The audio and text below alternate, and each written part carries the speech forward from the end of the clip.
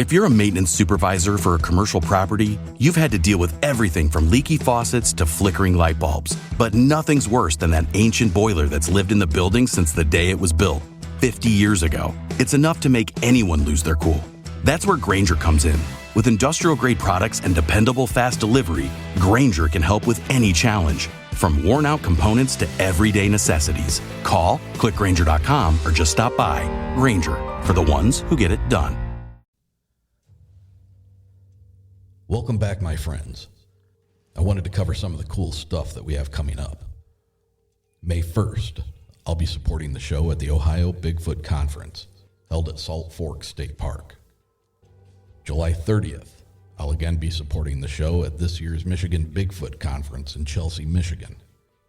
And then I'll be hosting my own conference, Bigfoot and Brews, on September 10th in the Sister Lakes region of Dowagiac, Michigan.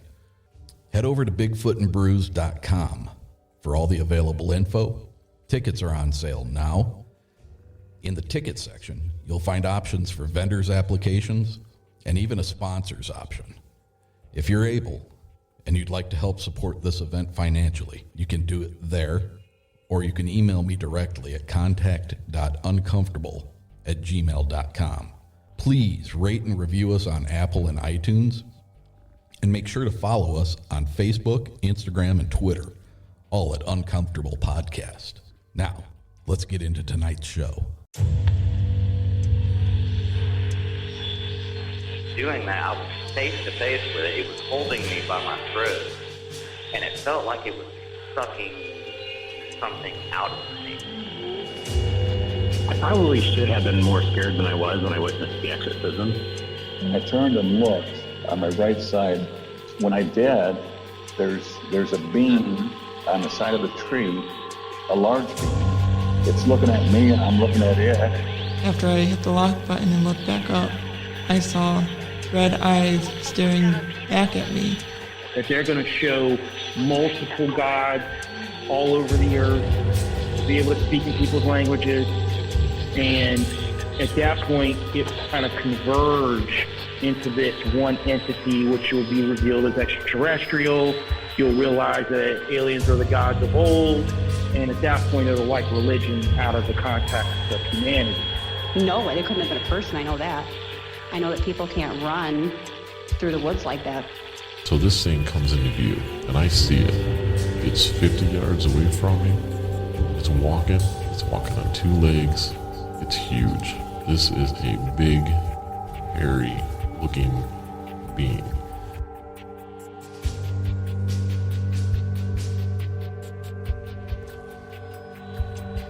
Welcome. I'm your host, and this is Uncomfortable.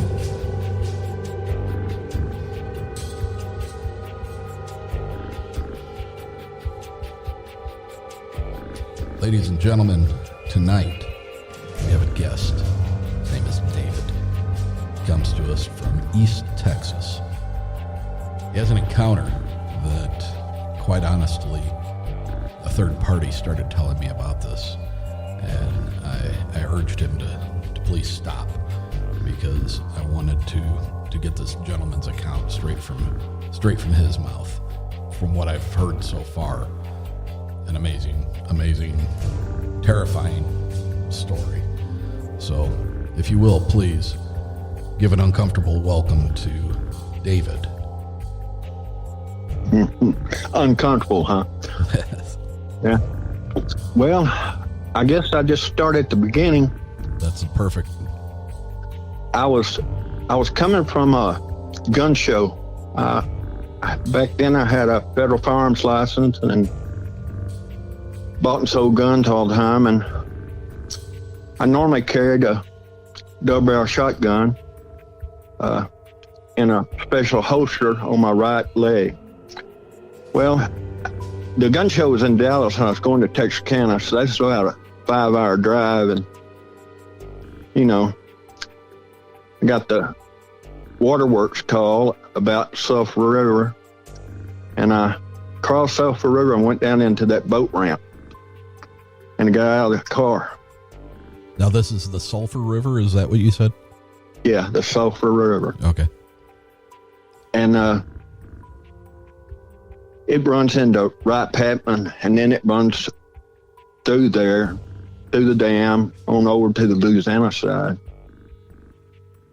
But anyway, I got out, went over to the fence by the woods there, and, taking care of business. And I was through, and I noticed a light over my shoulder. It wasn't quite daylight. It was getting there, but it wasn't quite daylight. And I turned, and there was a truck pulling a boat, and they had their headlights on, and I was trying to see if I knew who it was. And about that time, something grabbed my right ankle and snatched me from a standing position onto the ground and started dragging me through the woods.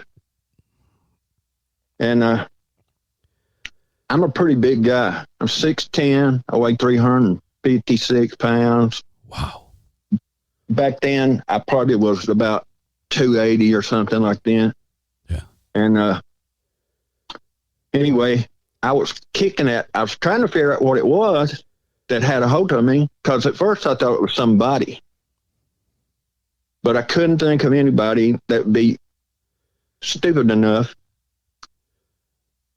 to grab a hold of me and try, do anything. Can I ask you, just to clarify, again, this is in the early morning hours? Real early. It wasn't even, the sun wasn't up, but it was getting light. Okay. It was getting light. And you said you were over there taking care of business. I assume you were urinating? Yes, I was. Okay. And so I don't know what kind of words to use on, what's acceptable and what ain't. Anything you want is fine. Okay. This is an adult audience. Oh, okay. Well, anyway, it was dragging me, and it was getting lighter outside. The sun was just barely peeping over the trees and stuff. We was going through the swamp right parallel to the river, back towards Wright Patman Dam, dragging me.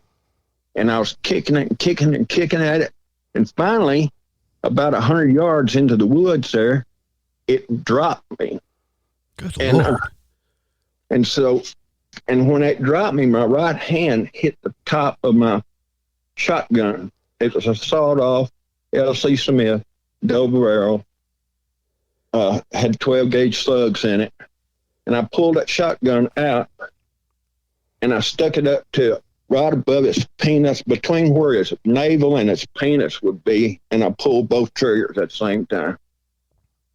And he dropped to one knee, and then he let go of me completely, and he grabbed a tree limb above his head, and I was able to scramble out back to the car, and I threw that shotgun in there, and I had a Dan Wesson 357 Magnum under the seat, and I pulled it out. I shot 3 shots back over the top of the car, and then I left, and I went to the hospital. And I was in the hospital for 2 weeks, and I had I crushed my ankle, my right ankle.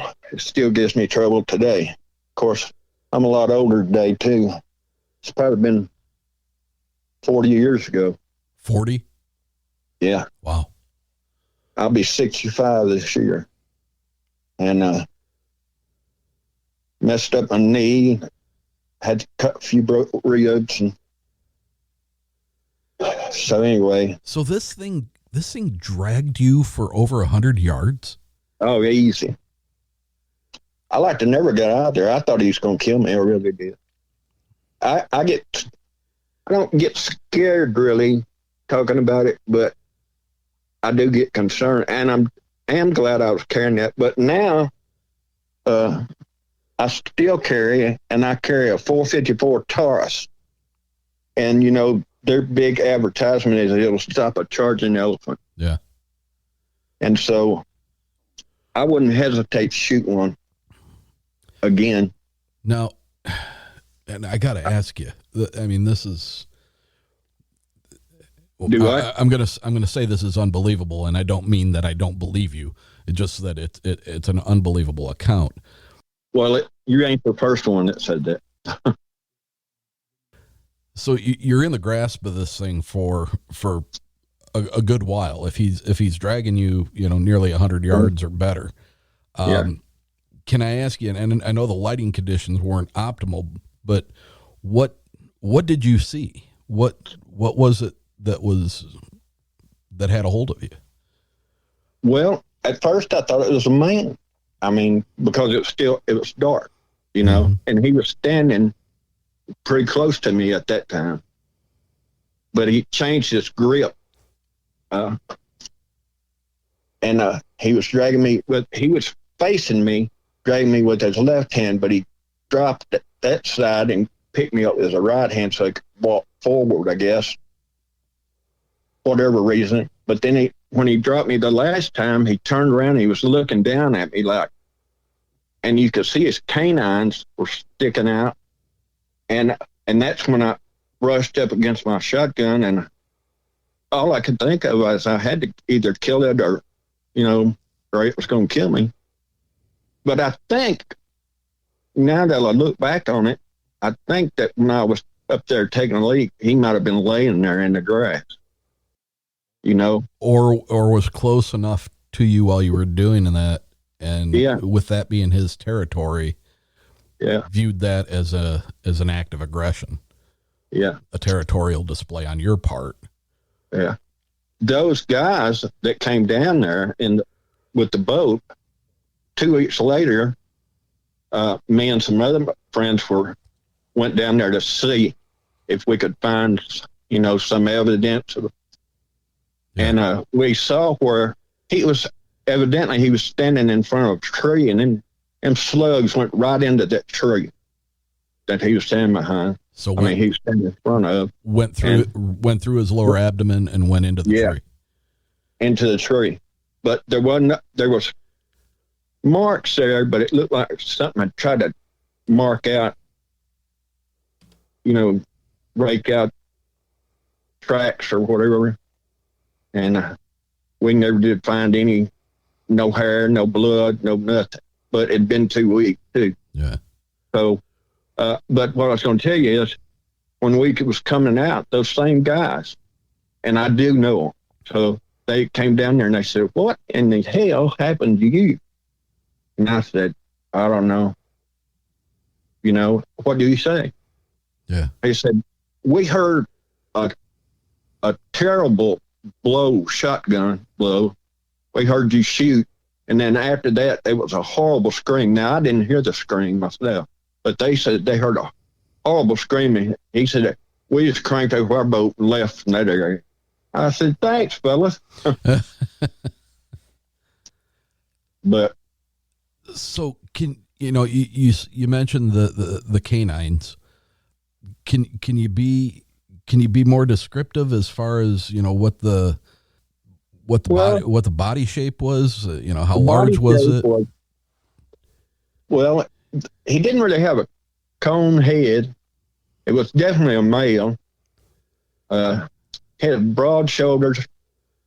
Probably, now, like I say, I'm 6'10", so he was probably about 8 foot. So that'd make him a foot taller than me. Yeah.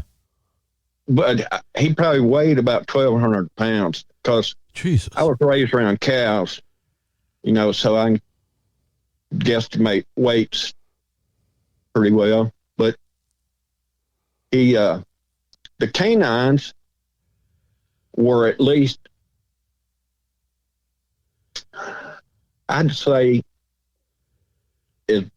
as wide apart as my hand is wide. Yeah. So about as wide apart as your cell phone is tall. So a good 5.5, 6 inches. Yeah, and they're as big as round as my thumb. And they came down on his mouth. His mouth was closed most of the time, except when I shot him. And then he opened his mouth up, and he had some smaller pointed teeth on the bottom, but I wouldn't really call them, Not like fangs, just. Yeah, it was not fangs. It just like a dog that has, Yeah. And he was kind of the sun was shining on his fur. He was kind of a reddish brown. When it was dark in there, he looked solid black. So originally I thought it was a black man. Mm. But when I saw his face and stuff, he didn't have a lot of hair around his eyes. Had long hair, about 4 inches long on his head. He didn't really have the cone-shaped head that a lot of people talk about, but his head did sit back on and he had no neck. Yeah, set back on the trapezius. Yeah. And he had his shoulders were huge. I'm talking about, there's at least 5.5 feet wide. Jesus, that's the width of a pickup truck's tailgate. Yeah. He was big. And what did you notice as far as an actual skin color? Well, he had a kind of a darker, it wasn't black, it was kind of a charcoal gray or something like that, Mm-hmm. Kind of an ashy color. Yeah. Yeah. And what else I noticed was he had long, long fingernails. And his fingers were huge. His hands and his fingers were huge. And he reached up above his head when I shot him and grabbed a limb that was at least 6 foot over his head. He grabbed a limb in the tree. And I don't know if he's trying to get his balance or what. I wasn't hanging around to see.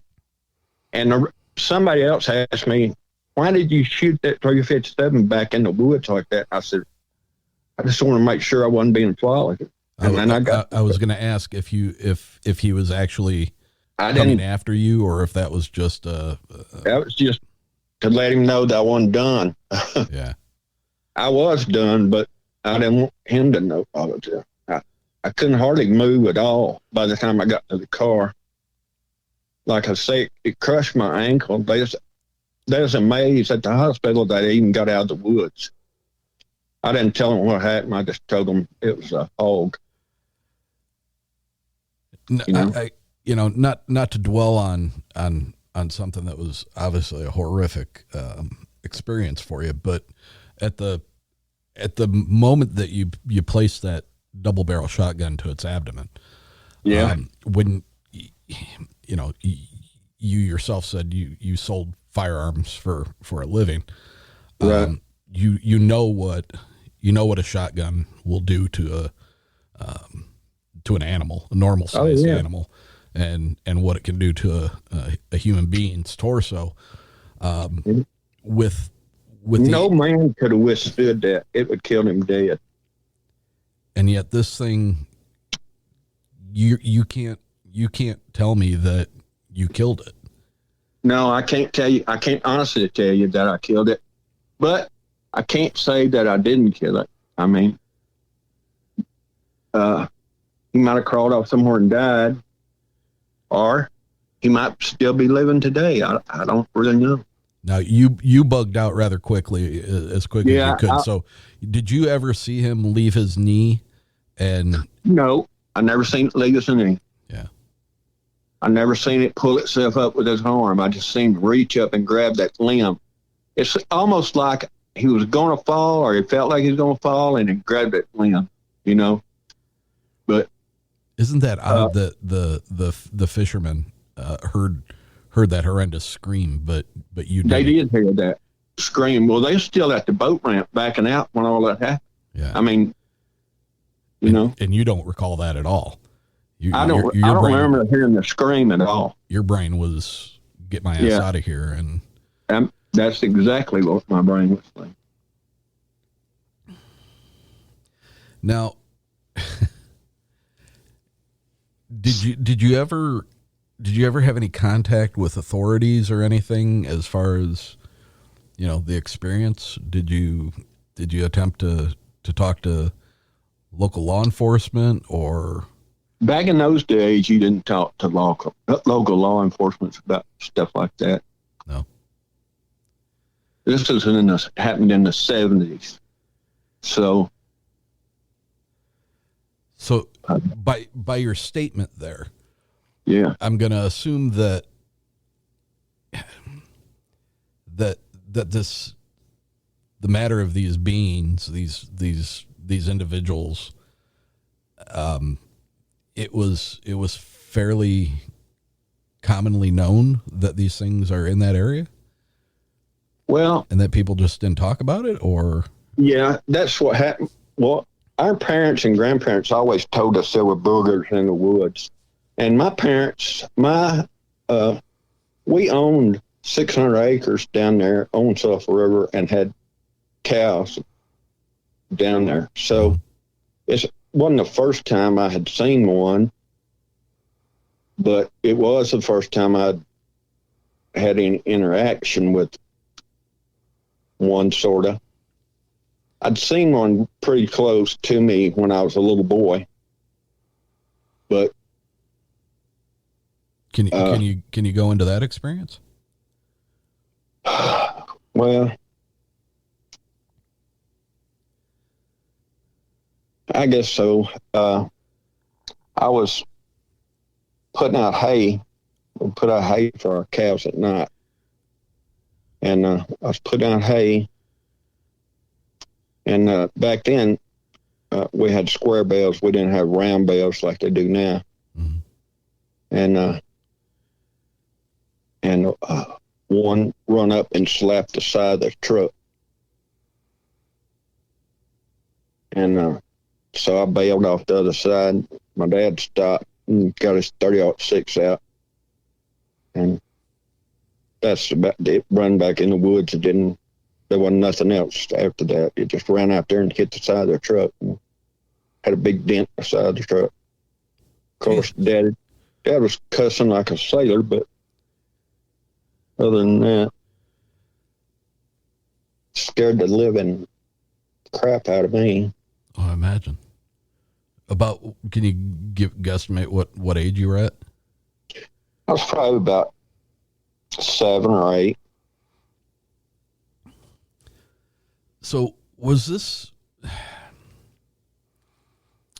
what was the conversation with your dad after that? I mean, there wasn't no conversation. You didn't talk about it.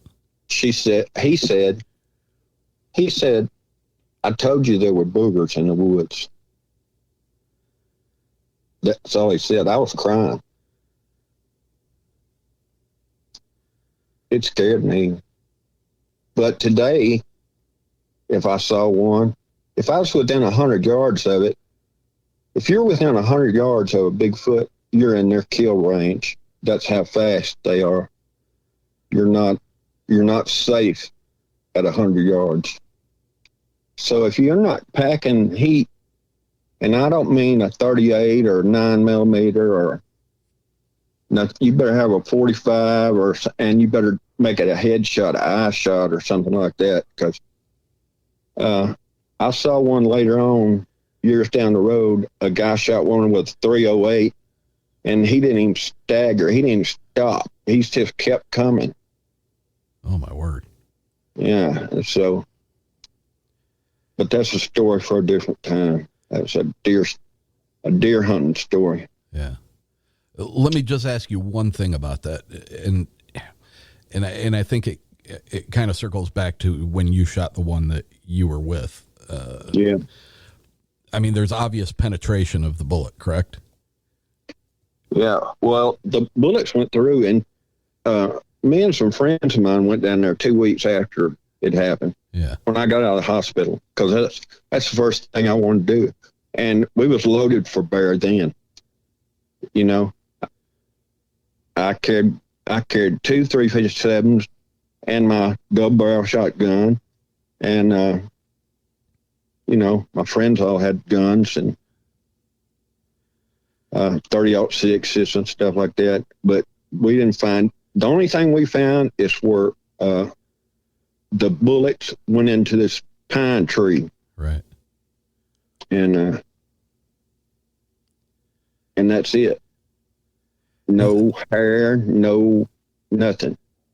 And I was tempted to dig the bullets out, but I didn't do it. And I probably should have. But I wasn't that interested in it at that time. Yeah. And two, everybody heard about the Fouke monster at that time and right, all that stuff. And so it was just a crazy time anyway. So you mentioned that your parents and your grandparents each had warned you off as far as boogers in the woods. Yeah, they warned all of us, all the grandkids off. We had like 32 cousins, and all of us had been told. And was it kind of just a flippant remark, like, "Oh, the booger's going to get you if you guys misbehave," or was it an actual, "Hey guys, you got to be aware of this"? Dark. I'm sorry. It'll be home before dark, or them boogers will get you. And always traveling in groups. Yeah. 2 or more. But there's times I've been in the woods. I've been in the woods by myself with 22 hunting squirrels 1,000,000 times. Never seen a thing. But I think it happens this way. I'm not sure, but my theory is that once you see one or have an encounter with one, mm-hmm. you'll see more. I don't know if they tag you or what, but I've never heard that where some people say that they speak to them, Yes. But I have heard them talk to each other.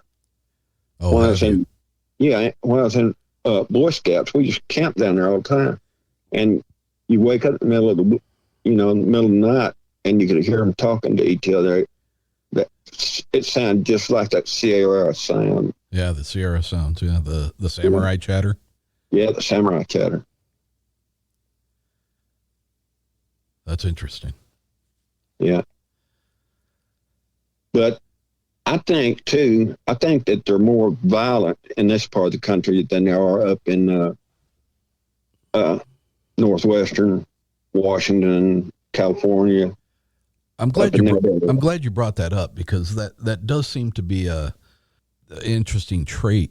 You hear about a lot less violent accounts, like in the Pacific Northwest. They're almost like, they step out from behind a tree and they're like, "Oh, hey, I'm here," and then they just walk off.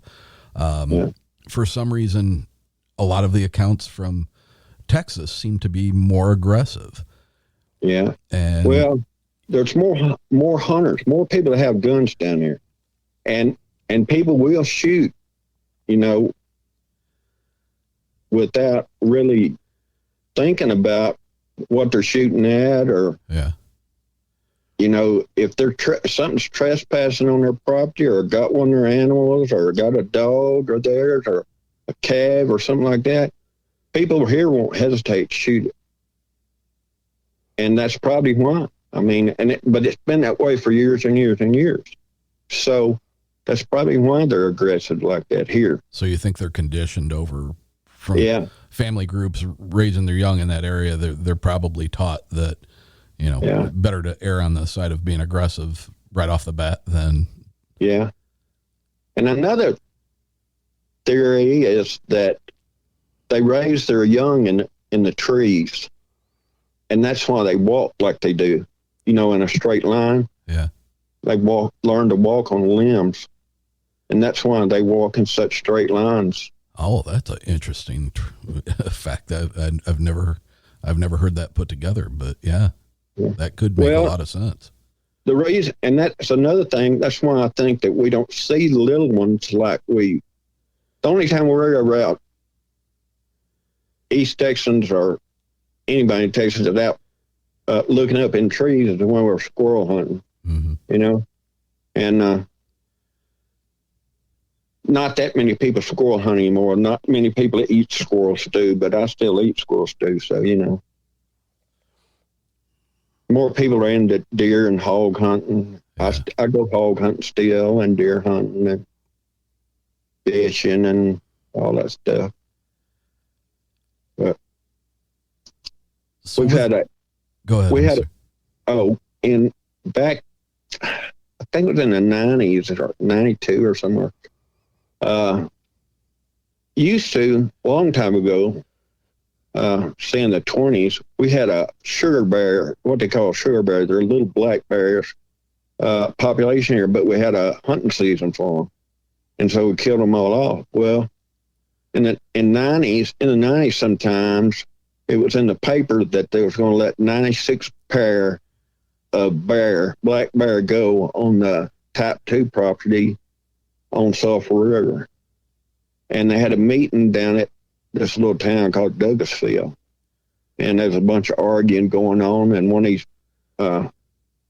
Texas ranger guys got up there and said, we didn't come to ask you if we could do it. We're just telling you we're doing it. And if you shoot one of them, it's a $500 fine. Huh. If you shoot and kill one, it's a $500 fine. So every once in a while, you don't see them very often, but every once in a while, you'll see a bear down here now. Really? Yeah, and then they also had a big release of turkey, and so every once in a while, you'll see a wild turkey. But fire ants got a lot of, like the quail. We used to have a lot of quail here. Mm-hmm. Fire ants destroyed the wild quail. I don't know why I brought that up, but I guess because I was talking about the turkeys. But anyway, is that you think because quail spent so much time on the ground? Yeah, they lay their eggs on the ground, and they, and two, they got a lot of fawns because a doe tell her fawn to stay in a certain place. And I mean, I've seen people run over with a bush hog, run over a fawn, not see it in the high grass or something. Yeah. And it'll stay there. And fire ants, if it's on a fire ant mound, they'll eat it. But so in your, I assume you've lived there for years. I think you told me off and on, off and on for years. Yeah. Do you follow the subject of Bigfoot? Do you follow reports and sightings? Ever since that one hit the side of the truck, I have followed it. There was a book called On the Track of Unknown Animals. I don't know who it's by, but I found it in the library at my school. Mm-hmm. And it was a little bitty school. That wasn't a big school. And I used to keep that book checked out and read about it. And they told all about, different things. And not just Bigfoot, but different kinds of animals. Yeah. Loch Ness Monster, and other things. But that and I'm not really interested in Area 51, but I do read a lot. I see a lot of videos about it. Mm-hmm. It comes on. I watch the History Channel a lot. Oh, sure, yeah. And so I see a lot about that on there. But yeah. So in the area that you live, throughout the years, have there been many sightings that you know of? I mean, is this something that, guys at the general store talk about, or, you sit down at a bar and everybody's got a Bigfoot story, or? You don't really want to talk about it because they'll make fun of you if you do, but they will talk about it around a campfire somewhere. I mean, they'll talk about things that's happened to them, or, something happened to their uncle or their grandfather, or, something like that. If you're out, but if you're around a bunch of people, they don't talk about it. They don't talk about it over coffee down at the coffee shop or nothing. But it's hard for people to come out and talk about things that happen. I mean, well, yeah, nobody wants to be ridiculed. Yeah. And I'm already a monster myself, I'm so big. I've been made fun of a lot myself. I don't understand that. Who the hell would be dumb enough to make fun of somebody who was 6'10"? Well, you don't know. People are just crazy. People are crazy. And the fact, when you told me your height and your approximate weight at the time when you had this incident, yeah, that's an amazing amount of meat for something to just grab a hold of with one hand and drag through a wooded area.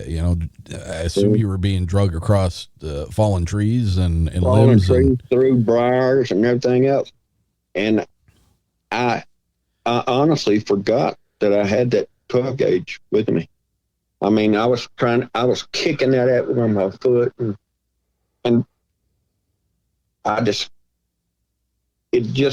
when it dropped me, my hand hit the butt of that gun, and reminded you. And then I just automatically I picked it up, and the end of my barrel was sticking in his hair when I pulled them triggers. And now, thinking back on it later on, I had a long sleeve shirt on at the time, but I had the sleeves pushed up. But I was married at the time, and my wife said that she got blood out of the sleeve on my right arm. That wasn't my blood; it was just blood. Oh wow! Yeah. So there was some blowback from that. It just, it's just an amazing thing to think that you could empty a double barrel 12 gauge with slugs and it dropped it to its knee, but it didn't floor it. It didn't level it. Yeah. Well, that just tells you the strength of the body strength of those things. That should have blown his spine in too. Yeah.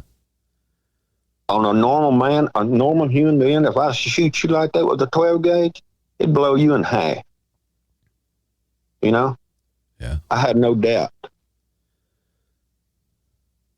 But not in this case, it didn't. Now, with being as close as you were, and you had the recollection of the teeth and the hair length and the color of the skin. What would your description of the face itself be? Well, I didn't see, a lot of people say they see red eyes, glowing eyes, blah, blah, blah. It looked like I had brown eyes or, just regular eyes. Wasn't glowing. Well, they looked a little shocked when I was leaving the area, Yeah. He looked a little wide-eyed, but and his nose was more, it wasn't flat, like you'd think a gorilla or something like that. Mm-hmm. It had a little bit of a nose like we do. And then he had his lips were small. He didn't have big lips. Just a small, straight. His mouth was probably 8 inches wide total. But just very thin lips.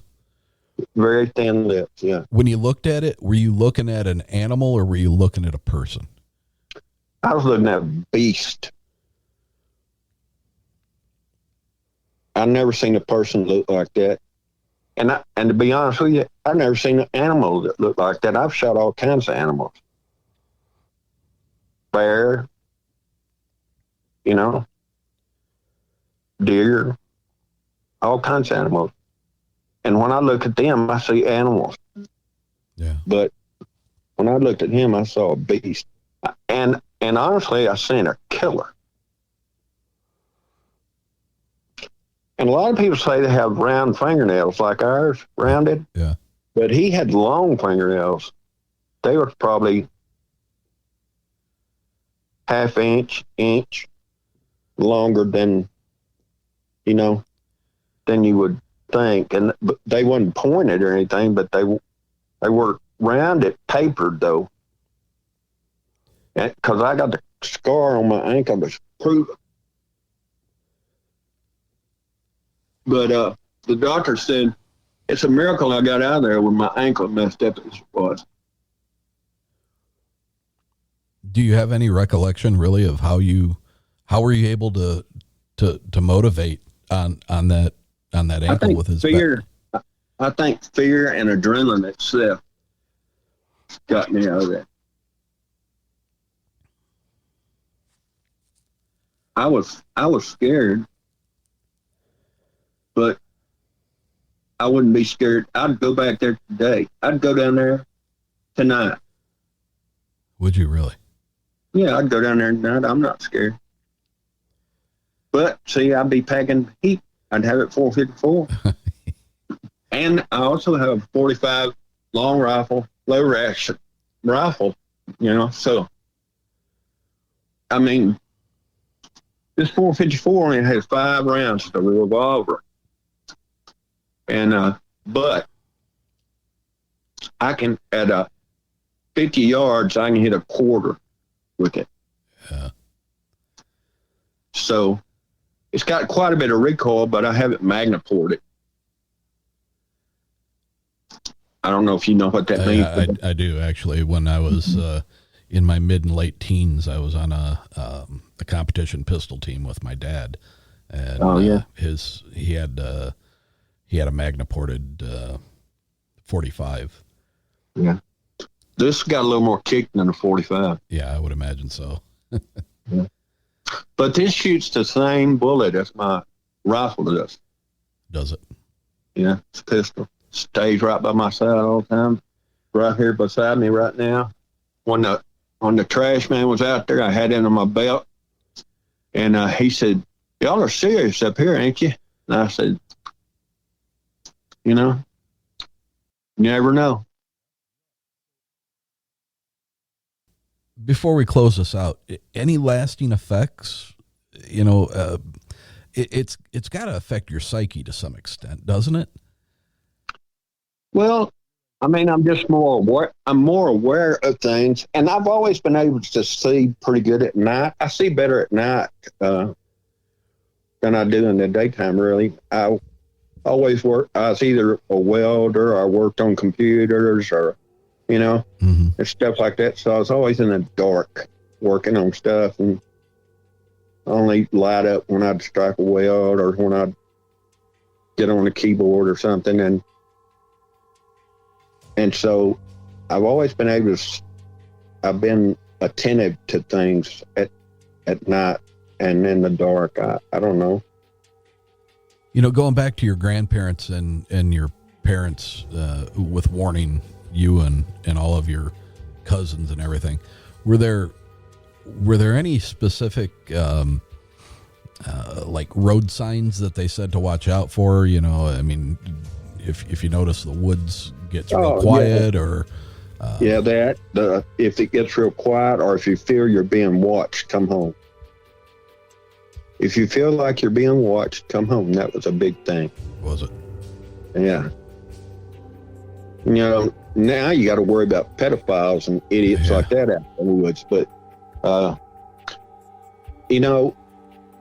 the one thing I wonder about, or I don't know why I run into these things, and I never run into anybody that's done some criminal stuff that could,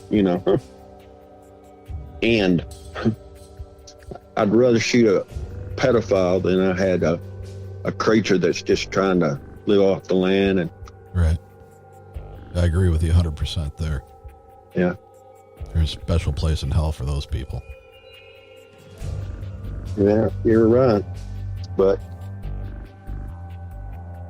I got some more stories, but I ain't going to tell them to you today. Okay. Well, but if you want to hear them, you call me sometime and we'll talk about it. I'd love to hear more from you, David. Yeah. I have a good friend. I might get him I was with him one time, and we saw one that was taller than his truck. He had one of the first jacked up trucks around, Yeah, monster truck. Yeah, it was, and he was taller than the cab of his truck. But but that's another story.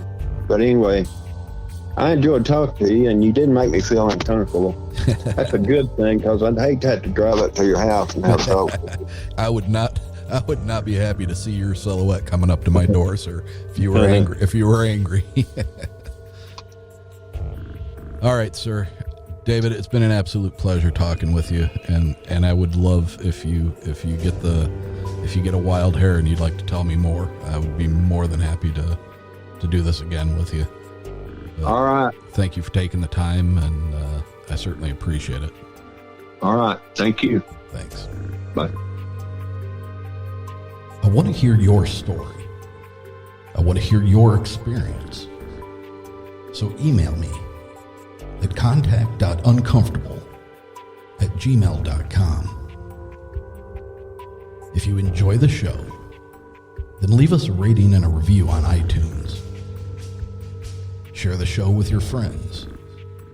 Share the show on social media.